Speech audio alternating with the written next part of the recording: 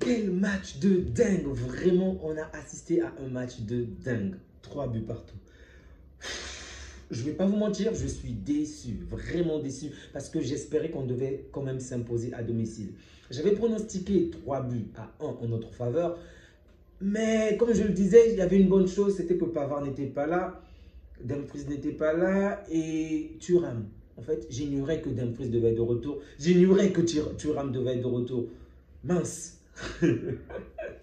Les deux joueurs absents, les deux joueurs qui ne devaient pas être là, ont été là et ce sont eux qui ont marqué les 3 buts. Mais c'est chiant, bon sang, c'est chiant. Salut les amis, j'espère que vous allez bien. Que vous puissiez être supporter du Barça ou pas, en regardant ce match, vous vous êtes certainement régalé parce que le match était vraiment magnifique. Lorsqu'on a regardé le premier match des demi-finales, celui du Paris contre Arsenal, avant même de voir ces équipes jouer, on pourrait se dire que ce sont ces équipes-là qui vont marquer le plus de buts. Parce que ce sont deux équipes offensives qui ont un excellent jeu et d'un côté, on a vraiment une panoplie d'attaquants, le Paris Saint-Germain. Au final, le match se termine sur un score assez serré, 1-0, pas assez de buts, on va dire assez étimoré d'un côté comme de l'autre. Et aujourd'hui, on joue, la meilleure attaque va affronter la meilleure défense. Au final, je ne reconnais pas quelle est la meilleure attaque et quelle est la meilleure défense. Évidemment, c'est pour plaisanter parce qu'on voit très bien que nous, on a marqué des buts où on a vraiment réussi à s'en créer, dans le jeu, je veux dire. Tandis que l'Inter, ça a été un seul but dans le jeu et 2 buts sur coup de pied arrêté. Sur le domaine dans lequel on savait déjà que l'Inter est très fort. Pour nous tous, c'était une chose certaine. L'Inter est la meilleure équipe en Europe pour des coups de pied arrêtés. Donc, ce n'est pas étonnant que l'Inter parvienne à nous marquer 2 buts sur coup de pied arrêté. Mais dans le jeu, ça quand même, c'est à féliciter pour eux. Donc, il fallait vraiment que ça se termine sur ce score de 3 buts à 1. Sincèrement, ça m'aurait vraiment régalé. Et la statistique prouve que lorsqu'une équipe, que ce soit dans les phases éliminatoires, aller direct, l'équipe qui gagne généralement au match aller a 85% de chances pour se qualifier pour le match retour. Donc, on aurait eu beaucoup plus de chances pour se qualifier. Malheureusement, pour nous, ça n'a pas suffi. Évidemment, on va devoir jouer le match retour à San Siro en Milan. Ça sera compliqué, je ne vais pas vous mentir, avec tous ces supporters, ils vont nous supporter, mais je n'ai vraiment pas peur pour cela parce que même lorsqu'on a joué dans le camp des adversaires, on les a tapés. Ok, on peut citer déjà le Real comme la référence, on peut citer les Colchoneros, pardon, l'Atlético comme la référence. Donc, je n'ai pas vraiment peur par rapport au match retour, d'accord? Je n'ai vraiment pas peur par rapport au match retour. Ah non, non, je crois que c'est un seul but sur coup de pied arrêté ou c'est 2 buts? Ouais, 2 buts sur coup de pied arrêté. 2 buts sur coup de pied arrêté. Je crois le retourné acrobatique et la tête. Ouais, c'est quelque chose comme ça, sauf erreur de ma part. Mais dans tous les cas, je n'ai vraiment pas peur par rapport au match de retour parce que j'aime la mentalité de cette équipe barcelonaise. On sait que peu importe le nombre de buts que l'adversaire va marquer, on est capable de marquer autant de buts, voire plus de buts que l'adversaire. C'est ça le jeu de Flick. Même si défensivement, il y a énormément de choses à dire. Déjà, je pense que la sortie de Koundé, c'est vraiment pour moi ça la pire nouvelle de la soirée. J'espère vraiment de tout cœur qu'il va rapidement se rétablir, qu'il sera là pour des échéances importantes dans le match retour. Alors j'espère qu'il sera rapidement rétabli. Et je prie Dieu de tout mon cœur que s'il te plaît, vraiment s'il te plaît Flick, laisse Martin sur le banc de touche. Laisse Martin sur le banc de touche. Ce mec est catastrophique. Lorsqu'il a la balle, je panique. Lorsqu'il n'a pas la balle, je panique. Martins, oh. Les amis, je ne sais pas pourquoi Flick met autant Martin. Sincèrement, on a faute. C'est vrai que ce n'est pas son pied fort, mais Ford il est plus intéressant offensivement. Je pense que Flick ne s'attendait pas à ce que cette équipe puisse jouer aussi bien offensivement. Comme la plupart des gens, ils s'attendaient peut-être à ce que l'Inter puisse plus jouer la carte offensive. C'est peut-être pourquoi Martin a été titularisé aujourd'hui. Et dès qu'il a remarqué de quelle manière l'Inter a été très bonne en première période, on l'a vu. Il n'a même pas commencé la seconde période. Oust, on l'a sorti, on a mis Araujo. À la limite, je préfère encore voir Araujo que voir Martin. Vraiment, pardon Flick, pas Martin. À aucun moment, il crée du danger. À quoi tu sers comme latéral au Barça? Un latéral au Barça doit apporter du danger. Il ne fait rien. Le pire, que Dieu me pardonne, c'est peut-être mal. Mais lorsque j'ai vu Koundé sortir sous blessure, je me suis dit, pourquoi c'est pas Martin? Pourquoi c'est Koundé? C'est méchant, c'est vraiment méchant. Vraiment. Mais j'espérais que ça puisse être une autre personne, pas Koundé quand même. En début du match, c'était le petit Yamal qui avait des douleurs apparemment, qui avait des petites douleurs lors de la préparation. Donc, je craignais vraiment qu'à un moment ou à un autre, qu'il soit obligé de mettre face au match. Mais heureusement qu'il est là et qu'il a joué jusqu'à la fin, les amis. Il y a tant de choses à dire, vraiment tant de choses à dire sur ce match. Mais avant de parler de Yamal, je vais déjà parler du collectif. Ok, le collectif m'a quand même satisfait dans le jeu, particulièrement en première période, où on a eu une véritable domination sur notre adversaire. Malheureusement pour nous, on s'est pris 2 buts très tôt. Ok, le premier but nous a surpris, le deuxième but, on était juste impuissant face à l'adversaire. Bravo Interis, ils ont marqué. Mais vous connaissez le Barça quand même. Vous connaissez le Barça, on ne baisse pas les bras jusqu'à la dernière minute. On tape nos adversaires, même si aujourd'hui on s'est un peu amusé avec lui. Donc, on n'a vraiment pas relâché. On a au contraire mis encore et encore de la pression pendant toute la première période. Et il a fallu que le petit génie, oh, l'enfant tombé du ciel, fasse le truc. Il fasse la différence. Yamal, Yamin, Yamal. Oh, le petit est trop fort. Le petit est trop fort. Le petit est trop fort. Oh, bon sang. Il est trop fort, il est trop fort. Le mec attrape la balle, il fait du mal au papa des autres. Il dribble les oncles, les tantes, même les supporters de l'Inter, il a failli les dribbler sur le terrain. Mince. Et là, il nous sort un tir qu'on ne sait qui vient d'où en fait. On ne s'attend pas. Bam! Sommer bloqué, les défenseurs bloqués, tout le monde est bloqué. La lune s'est bloquée, la terre s'est arrêtée. Tout a été figé pendant un bref instant jusqu'à ce que le but rentre. Et là, Yamal a redonné le sourire à toute l'équipe. Tout le monde était content. Et son petit geste, oh Yamal, tu es fort, tu es trop fort, trop fort. Qui est comparable à Yamal? Et ce petit du Real, là, Henry qui parle, qui peut se comparer à Yamal. Petit, arrête ça, arrête. Tu n'as pas le niveau, de Yamal. J'ai vu quelques Parisiens comparer Yamal à Doué, mais j'avais des maux de tête lorsque j'entendais ce genre de choses. Doué est bon, Doué fait de très bonnes choses, ok, mais il n'a pas encore fait ce que Yamal a fait. Donner toute une compétition à une équipe, donner un championnat à un club, gagner des matchs contre le Real, tabasser le Real encore et encore. Doué, avance encore, tu es sur une bonne lancée, mais Yamal est à un autre niveau. Vraiment, Yamal est à un autre level. Donc, très bon match de Yamal qui marque à la 24e minute. Mais après, il fallait attendre le requin. Très bonne combinaison, une passe excellente de Pedri, une remise en jeu de Rafinha de la tête, bien évidemment. Et le requin se retrouve dans la bonne position pour marquer. Mais je vous le dis aujourd'hui, ça sera difficile de retirer le requin cette place, sincèrement. J'ai des doutes. Faut-il remettre Lewandowski lorsqu'il sera de retour ou laisser le requin?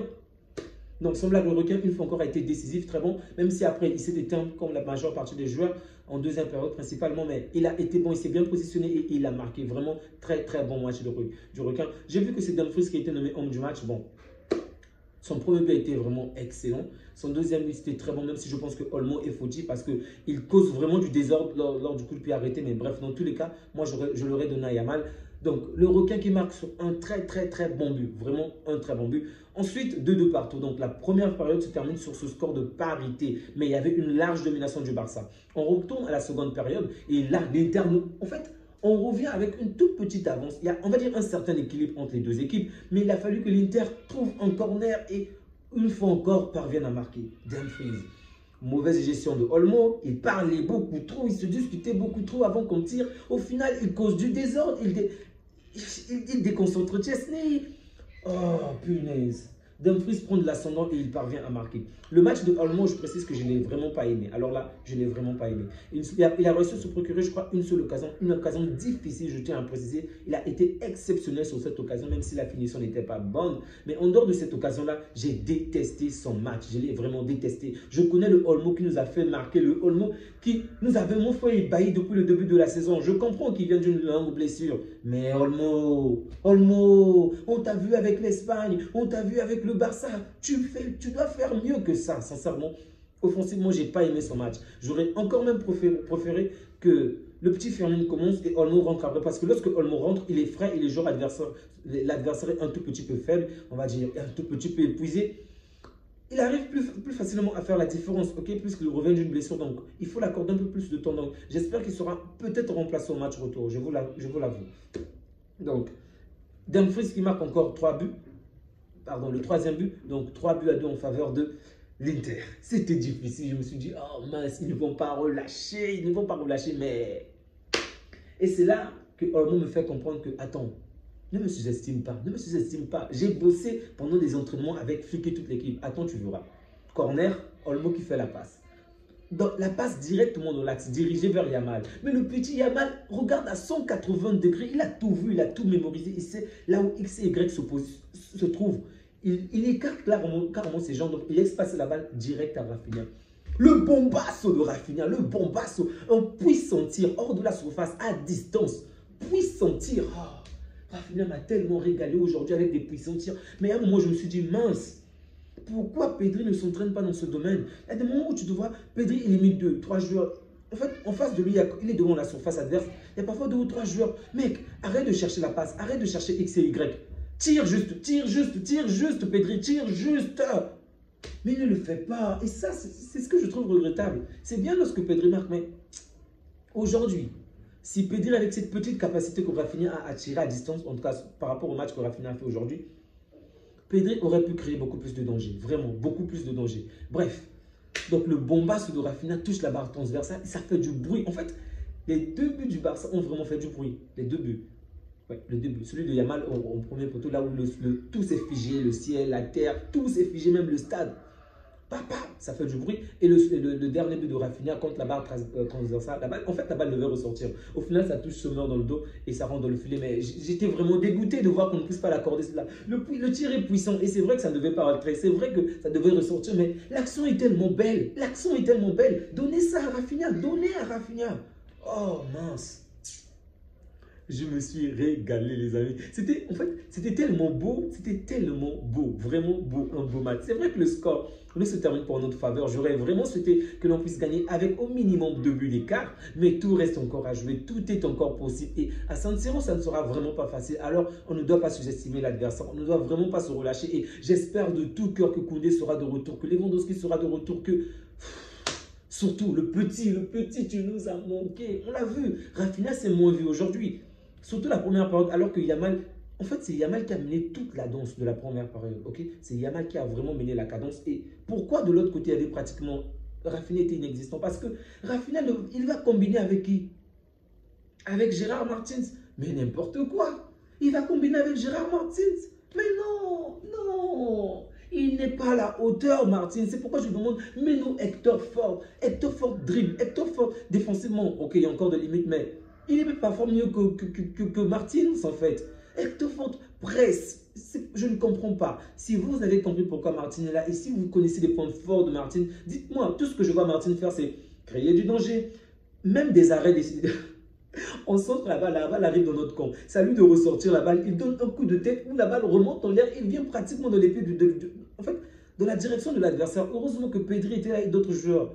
Mais il me donne des mots de tête. En fait, Martins me fait un peu penser à Roméo. Ok, il s'appelle comment? Roméo. Le joueur de Girona qui nous avait rejoint là. Mince, il est retourné même à Girona. Au moins lui-même, je peux comprendre, Martins est jeune, il va forcément évoluer, pas de problème. Mais le petit Roméo, je sais pas, Roméo, lorsqu'il est venu chez nous pendant 5 ou 6 matchs, il nous avait quand même donné du plaisir à voir. Mais Martins, je vous assure, je ne sais pas ce qu'il fait pendant les entraînements pour que Flick soit autant convaincu par ce petit. Je comprends que défensivement, on est vraiment limité, mais même forte. Vraiment même forte. Ou encore Eric Garcia. J'ai failli oublier Eric Garcia. Mais le match que Eric Garcia me sort encore une fois, oh, c'est pas croyable. Le mec, il est toujours remplaçant. Et il entre à la place de tout le monde. Du gardien,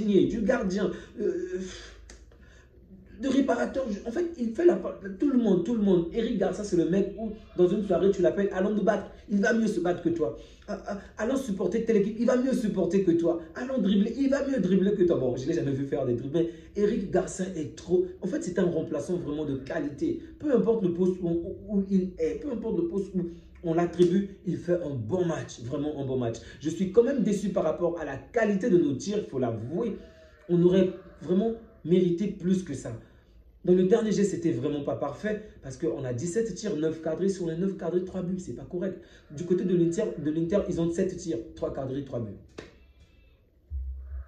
Quel manque de respect. Bon, de notre côté, on sait, on n'a pas la meilleure défense. Ça, c'est évident. Peut-être même la pire des grandes équipes. Pas de problème. Mais on est censé avoir la meilleure attaque, bon sang. Et la meilleure attaque doit marquer beaucoup plus de buts que ça. Beaucoup plus. L'adversaire nous a mis 3 buts. Mettez-en 5. Mettez-en 5. Bref. Je vois très bien de quelle manière Baldé a manqué, de quelle manière Koundé a manqué en seconde période, parce qu'avec Koundé, Yamal devait être un peu plus libre en avant. Avec Baldé, Rafinha devait avoir un peu plus d'opportunités en attaque. Mais bon, C'était quand même bon, c'était quand même bon. Il y a beaucoup de choses à dire, mais Thuram m'a tapé sur les nerfs, Dumfries m'a tapé sur les nerfs. Je me souviens encore au travail, je disais que de quelle manière Thuram est important pour cette équipe et de quelle manière il combine bien avec Lautaro. Et aujourd'hui, on a eu la chance qu'il n'y a pas eu, on va dire, cette symbiose-là entre Thuram et Lautaro. Mais vous vous imaginez des talonnades qu'ils ont l'habitude de faire comme en demi-finale. Match aller, je pense. Donc les mecs aiment claquer soit des buts ou des passes, des talonnades quoi, en demi-finale. Donc dans des matchs, dans des matchs allés. Sérieusement, mais Yamal, non. Je peux accorder toute la vidéo seulement à Yamal. Yamal. Parce que le petit est trop fort. Il a tué le game. Il a vraiment tué le game. Si on part en finale, si au match retour, il marque encore. Dans une situation compliquée comme celle-ci, il fait ce genre de... Comme la première période. Ok. Et on arrive en finale. Et si en finale, on ne joue pas comme des tocards, qu'ils fassent en fait même on va dire un truc plutôt normal, sincèrement, il prendra cette première place-là du Ballon d'Or. Vraiment. Même si je vois plus Rafinha peser quand même, mais sans blague, Yamal. Pour moi, la seule chose qui pourrait l'empêcher cette saison pour remporter le Ballon d'Or, c'est peut-être stater un peu plus, marquer un peu plus de buts comme aujourd'hui, parce qu'il marque toujours dans des matchs importants, comme il l'a fait aujourd'hui, comme il l'a fait contre le Real. Mais ces matchs-là sont regardés par des tas de personnes, par des journalistes, par toutes ces personnes qui votent. Donc, si au match retour, Yamal marque encore, et en finale, il marque, il nous aide vraiment à faire des choses comme il le faut, comment ne pas donner à ce petit-là le Ballon d'Or? Comment ne pas? Parce que Rafinha commence à nous faire des phases un peu... Il est bon 15 minutes, il disparaît, il est bon... Mais bref. Dans ce match, j'ai quand même aimé son match. Ok, j'ai aimé le match de Ferran Torres. Donc, dans l'ensemble, sincèrement, j'ai du mal à dire dans l'équipe du Barça qui n'a pas été bon. Si ce n'est que Martinez, pour moi, il ne mérite même pas sa place. J'ai pas forcément aimé les 2 buts que Chesney a pris. Ok, c'était pas terrible. Sinon, dans l'ensemble, j'ai vraiment aimé la majeure partie des joueurs. Le match que nos joueurs ont fait, en tout cas, que ça puisse être Kourbassi. Surtout, lui, il a été vraiment le patron. De la même manière que Yamal est le patron d'attaque, Kourbassi, c'est le boss en défense, le capitaine Kourbassi. Vraiment, il est au top. Bravo à Kourbassi, un très très bon match. Martinez également a fait un bon match, offensivement comme défensivement. De Jong était la valeur sûre. Pedri, rien à dire, très beau, tout à signaler. Rien de mauvais à signaler. Le requin a dévoré encore une fois des poissons. Et du côté de l'Inter, Lautaro est sorti sur blessure. J'espère pour lui qu'il ne jouera pas le match retour. Sans vouloir lui porter la poisse. Thuram, j'espère qu'il va peut-être davantage se reposer sur le banc de touche et nous laisser jouer. Dumfries qui aille, je ne sais pas où, mais qui ne joue pas au match retour. Pavard qui reste également là où il est. Le match était bien, le classement était bien et la victoire nous était promise, mais c'est ça le foot. 2 ou 3 paramètres, 2 joueurs sont rentrés. Les 2 joueurs qui ne devaient même pas jouer, les 2 joueurs blessés, ce sont eux qui ont tué ce match. Sinon, l'Inter prenait au moins 3. Bref, déception. Je suis heureux car c'était un très bon match, un magnifique spectacle, mais je suis déçu que le match se termine sur un score de parité, un peu comme en 2023, pardon, excusez-moi, 2022 je crois, 2022-2023, où on finit le match aller chez nous à 3-3 contre l'Inter. J'aurais vraiment souhaité qu'on puisse remporter ce match-là. Les amis, on va s'arrêter là et j'espère que vous avez apprécié cette vidéo, vous allez apprécier le match. N'oubliez surtout pas de laisser un like, ça me soutient énormément. Je ne le dis pas assez, mais je compte énormément sur votre soutien. Donc, laissez un like, un petit commentaire positif pour davantage soutenir la chaîne. Et n'hésitez surtout pas à me dire selon vous, quelle équipe... non, je ne vais pas parler de la qualification. Ok, ce 3-3 selon vous, est-il en faveur de l'Inter ou du Barça? Si c'est en faveur de l'Inter, donc forcément c'est une défaveur pour nous, même si je pense que tout est remis au centre. Il n'y a plus ce système-là où en jouant à l'extérieur, en marquant autant de buts, tu nous pénalisais. Parce qu'avec ça, j'aurais dit que le Barça est éliminé pratiquement. Mais tout est vraiment... Et je préfère que les choses soient aussi claires. 3 buts, 3 buts. Il n'y a pas de but à l'extérieur où je sais comment. Ce système-là me plaît largement. Donc j'espère juste pour nous qu'on sera à la hauteur pour le match retour. Mais semblable pour vous, dites-moi quelle équipe est favorisée dans ce match, bien évidemment, pour le match retour. Est-ce que ce score de 3-3 partout est un bon score pour l'Inter ou pour le Barça? Parce qu'on a certes dominé la première période comme le match contre le Real de Madrid, mais on n'a pas su éteindre le match. Au final, l'adversaire est revenu en seconde période. Il nous a fait galérer à pratiquement gagner le même scénario que contre le Real. Et là, il y a quelque chose qui ne va pas. Peut-être que nos joueurs se fatiguent un peu trop vite. Je comprends, le calendrier est tellement condensé. Et ce sont les mêmes joueurs qui jouent constamment. C'est épuisant. Mais il faut qu'on trouve un moyen pour s'en sortir. Parce que je le rappelle, on va jouer ce samedi. Ensuite, on va jouer le mardi. Donc, 2 rendez-vous encore plus proches. Et il va falloir qu'on gagne le match du samedi. Sinon, c'est foutu pour nous, pour le championnat. Après le match contre l'Inter, on aura le match contre le Real. Donc, le calendrier est vraiment condensé. Du côté du Real, ils auront tout leur temps de repos. Ils vont vraiment se reposer en nous attendant. Donc, il va vraiment falloir que l'on puisse être juste et droit dans les prochains matchs qui vont venir. Parce que notre saison va bientôt se jouer sur ces petits matchs-là.